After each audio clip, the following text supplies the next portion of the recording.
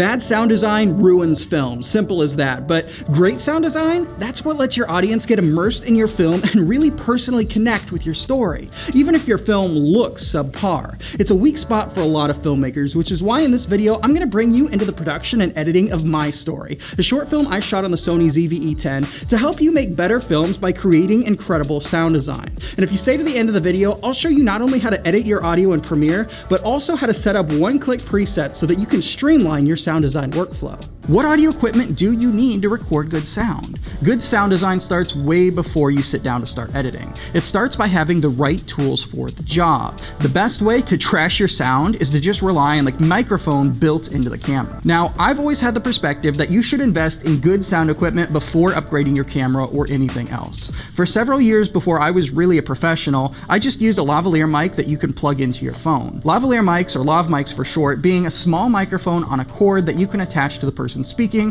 and plug the other end into a recorder like your phone or a transmitter that transmits the audio to a remote recorder somewhere else. This worked for me for a while, but ultimately plugging a lav into a phone doesn't really give you a lot of control over your recording levels, which results in a lot of clipping and distorted audio. So when I started booking serious commercial work, I took a big deposit from my first big job and rolled about $2,000 of it into getting good sound equipment. And years later, that's still what I use on all my projects. I've never really even ever upgraded my sound package since then. My point in telling you that, one, to emphasize the importance of prioritizing sound equipment when upgrading your gear, but also to explain why I don't have some of the less expensive sound equipment that I recommend to people all the time. My main microphone that I use for almost everything, including what I'm shooting right now, is the Rode NTG3, which costs around $700. I put it on a boom pole, which either gets held by an operator or mounted on a C-stand. Then I run an XLR to my Tascam DR70D or Zoom H6, which is what we use to shoot My Story. I also have two Rode Link wireless filmmaking lavalier systems that can either get ported into the same audio recorders or just plug straight into the camera. These cost $400 a piece when I bought them, but I do think the price has come down a little bit since then. Now, if you're just getting started with sound design, don't feel like you have to go and drop the thousands of dollars on sound equipment if you don't have the cash. I recommend the DJI wireless microphone system that works pretty much the same way as the Rode Link system, but for a fraction of the cost. I definitely get lavalier mics to plug into these, and then you can just plug the receiver straight into the camera without having to buy a $300 sound recorder. These will last you quite a while before you need to think about upgrading. I know several guys shooting really big film projects that use the DJI mics. I've used them several times myself, so I definitely can give them a good endorsement. And if that few $100s is still more than you're ready to spend, that's okay too. It's absolutely fine to just use your phone until you're ready to spend the money on upgrading your equipment. I mean, it's a phone after all. It's made to pick up audio, not scroll on TikTok. You can find several creative ways to integrate it into your scene, like having somebody hold it as a boom mic out of frame, or getting a really cheap lavalier mic to plug into it like I did for years before I had any money to spend on actual film equipment. When you take it into editing, as long as the audio isn't clipping or distorting, and you got the mic reasonably close to the speaker, you can pretty much edit it to sound just as good as something coming from an expensive microphone. And like I promised, I will show you how to do that later in the video, but first, let's talk about using whatever microphone you do have to record the best audio possible. Now, when it comes to actually shooting your film and recording audio on set, there's just one principle that you need to remember to record incredible sounding dialogue, regardless of what microphone you're using. And that's to get the microphone as close to the person speaking as possible, ideally within 8 to 14 inches away from their mouth. For My Story, we did this by putting an NTG3 on a boom pole and booming it over the speakers. For about half of it, we were able to leave it on a C-stand, and the rest we had to have our grip operate the boom. The whole time, we had a sound mixer monitoring the audio being recorded to the Zoom H6. Personally, I prefer how the boom mic sounds as compared to lavalier mics, which is why I used it for My Story and why I use it for pretty much everything I shoot, including this video here. But we could have easily just attached a lavalier mic to the inside of the jacket on either of our two actors and got pretty much the same quality audio. The voices of the people speaking are just the beginning of what you need to record on your shoot day though, but unfortunately, it's all most filmmakers think to get when they're on set shooting their film. But just as important as the audio from the people speaking is the other sound sounds that you would hear if you were in the room with them. Things like the AC turning on and off, setting a coffee mug down, digging through a drawer, even footsteps and things like that. These types of sound are called foley, and they're the kinds of things that you don't always get recorded if you aren't being intentional about them. But without them, it becomes really hard for somebody watching your film to truly immerse themselves into the world of your story. To show how much attention that we paid to this when shooting my story, take a quick look at this short section of the film with the voices muted so that all you can hear is the extra audio we recorded to make sure that you as the viewer could hear everything that you normally would have heard if you had been in the room with us.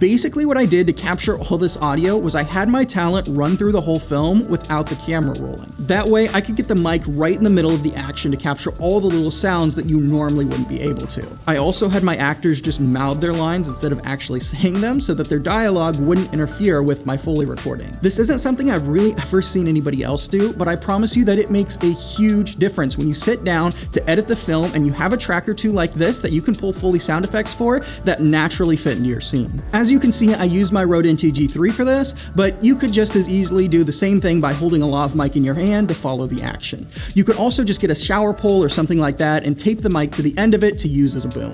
Editing the film is where the project really comes to life, but it's also where the project can become a complete disaster. So having a plan for what you're doing and really having a plan for the edit is super important. For me, generally I do a rough cut of the film to music, then master all my dialogue, mix in sound and Foley effects, and then do my color correction and color grade. Now I've got the rough cut for my story pulled up here in Premiere, and I'm gonna go ahead and walk you through my process for taking dialogue tracks and editing them to get the highest quality sound out of them. Again, mastering dialogue tracks is something that a lot of filmmakers just don't know how to do. But inside of Premiere right now, I'm gonna show you not just how to get the highest quality sound out of them, but also how to set up one-click presets so that in the future when you're mastering your dialogue tracks, you only have to click one button. When I edited my footage, I intentionally kept things so that all of Trick's lines ended up on A3 and all John's lines ended up on A2. Then when you master your audio, you just wanna make sure that you do each speaker's audio separately from the other. Generally, I do all my audio mastering in Audition, so the first thing we'll do is duplicate all of our audio clips from one of our actors so that we have backups in case we make a mistake.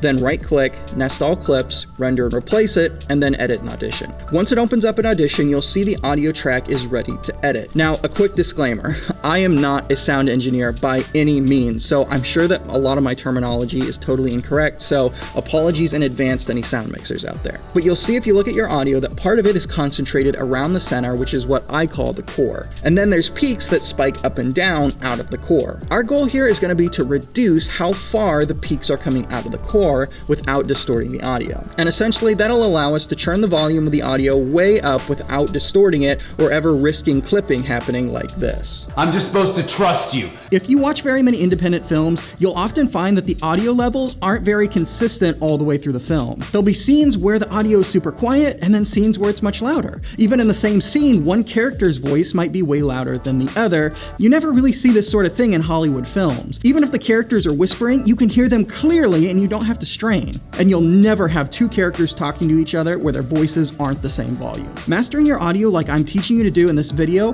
helps prevent common amateur mistakes so that your films can sound like the professional movies you see in theaters. So the first thing we'll do is identify if there's any peaks that jump way higher than the rest of the peaks. So in this case, we can see that there's 3 big peaks that jump higher than the rest. So we'll take note of what decibel level the rest of the peaks hit, which looks like around -12 to -9 in this case, and then highlight the whole timeline by double-clicking on it, go up to Effects, Amplitude and Compression, add a hard limiter, and set the maximum amplitude to whatever decibel level the rest of the peaks are at. In this case, we'll set it to -9, and then hit Apply to cut off the highest peaks. You won't necessarily need to do this every single time that you master dialogue tracks, but it's definitely something that you want to make sure that you're checking for whenever you do. Now, I'm going to go ahead and show you how to set up a preset so that everything after this you can do by just clicking one button and having Audition automatically apply all the rest of the effects for you. You'll have to set up this preset for every microphone and every sound recorder that you use, because every microphone and every sound recorder captures sound a little bit differently, but as we go through the settings, I'll show you how to set it up for your specific situation. First, you'll go to Favorites, select Start Recording Favorite, and hit OK. Then go to Effects, Amplitude and Compression, and select Normalize. Make sure dB is selected and set Normalize 2 to -6, and then hit Apply. Now you want to identify where the core of your audio ends and transitions into the peaks. So for this track, that looks like it's happening somewhere around -21 to -15. So go to Effects, Amplitude and Compression, and select Single Band Compressor. Set your threshold to around the middle of where this transition happens, in our case, -18. Make sure the ratio is set to 4:1 and then hit Apply. Now go to the effects again, Amplitude and Compression, and select the hard limiter again. Set it to 4 dB louder than where you set the compressor. So if we set our compressor to -18, we'll set the maximum amplitude of our hard limiter to -14. Now go to the effects one more time to Amplitude and Compression and then Normalize. Again, make sure dB is selected and normalize to -0.5. Then go to Favorites, Stop Recording Favorite, and name your preset according to whatever microphone and sound recorder you were using. Now listen back to your audio. There may be sections like this where your speaker was talking quite a bit quieter, so you'll want to highlight those sections and add a normalizer again to boost it to -0.5 dB. And just like that, your audio is mastered. So when you master all your footage in the future, you'll just take all your audio clips for one person, duplicate them to have a backup, nest everything, render and replace, edit in Adobe Audition, add a hard limiter to cut off the highest peaks if necessary, add the favorite you created, which will apply a bunch of those other effects, and then select any quieter selections and normalize them to -0.5 dB. Once you've got your dialogue tracks mastered, then you can start working on adding in Foley sound effects. All those little noises that you normally tune out in real life, like the sink running or the footsteps down the hallway. The best way to approach doing this is to just watch through the whole video and take notes on everything you see happening in the film and what it feels like you would hear if you were in the room with the characters. Then just put those sounds in the film. If you recorded a take of just sound effects and Foley with no dialogue like I did for my story, this is really easy to do. If you don't have these sounds recorded though, it's not the end of the world. There's definitely still some options for you. Even in the case of my story, where I did end up recording all of these sound effects, there were still some things that I missed. The sound of the sink running, for example, I never did get a clean take for. So instead of using my production sound for the day, I just went to a stock website and found a stock sound effect of a sink running that I used for the film. You'll also notice these audio tracks that run the length of the whole timeline. These are the ambience tracks that run for the duration of the whole film. One of them is a long recording of night city ambience, and the other one is just a recording of an HVAC system turning on and off and running. By adding these tracks in, again, things that normally you would just tune out in real life, it really helps the film feel more immersive and real. I just got these sound effects from Envato Elements as well. When you're mixing in all these sounds, ultimately you want to keep in mind that they aren't really the focus of the film. You want to make sure that they blend into the background and support whatever's happening in the scene without them becoming louder than the voices of the people speaking. That's what's more important and should always be louder and clearer than the rest of the Foley. Now, obviously, sound design was just one part of the much larger process of producing the short film My Story. Our goal with this film was to show how it's not only possible, but completely practical to shoot a cinematic Hollywood-quality film without spending tens or hundreds of thousands of dollars on filmmaking equipment or expensive education. That's why we chose to shoot the short film on the Sony ZV-E10 and produced a ton of behind-the-scenes content about how we managed to pull off the incredible footage you see on screen now with a camera that costs less than $1,000. We shot a full mini-doc that's longer than the film itself, bringing you on set with us, bringing down the lighting, camera setups, and more for how we shot the film. If this sounds like something that would be relevant for where you are in your filmmaking journey, you can watch it for free right now by clicking on the first link in the description of this video.